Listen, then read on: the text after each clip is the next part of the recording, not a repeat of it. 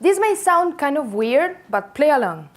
Try to remember the last time you played before the meetup. What kind of game was it? Was it a board game, a video game, an online game? How do you feel when you were playing?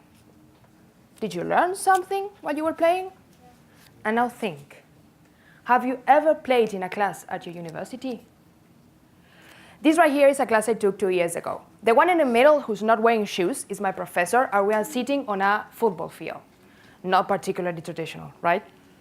So when I tell people how my classes are like, it's not unusual that I get things like, yeah, I get it, you have fun, but you don't really learn, do you? It seems that we live in a world where adults are not allowed to play anymore. We tend to disregard the activity of play to just a mere form of entertainment or even distraction during our free time. But play is so inherently human as breathing is. Look at yourself. Maybe you're playing with a pen in your hand right now. That, my friends, is playing, and you probably didn't even notice you were. Mitchell Resnick says in his book, Lifelong Kindergarten, that the phenomenon of play requires a combination of curiosity, imagination, and experimentation. He says that people often associate play with laughter, fun, and having a good time, and that's not entirely wrong, but misses what's most important about play, which is creativity. That comes from experimenting, taking risks, and testing boundaries.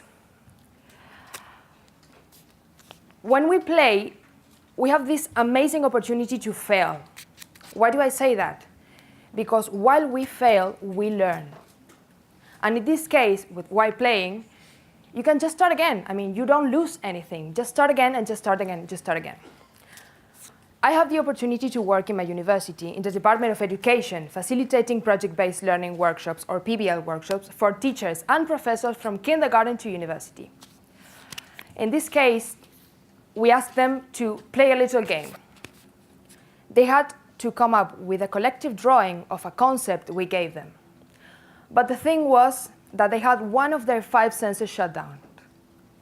They were reluctant at first.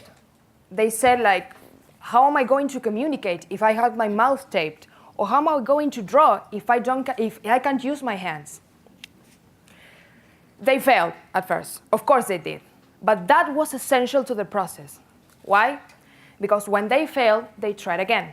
And when they tried again, they learned new ways to communicate. They even learned new things they didn't know about themselves.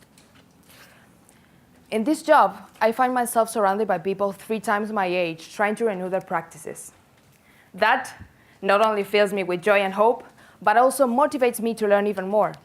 And my passion for teaching, for playing, motivates them even more to try to get out of their comfort zone and to play with their students, something that maybe they didn't even know they could do.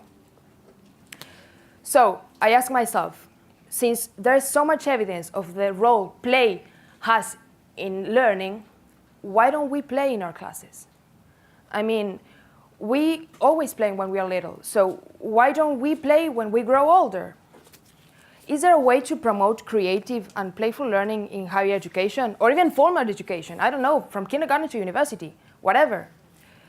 How can we change that pedagogical impact that play has on learning? Is there a way we can do that? And what can we, as UI fellows, do to create that change, to be that change? Play is a serious thing.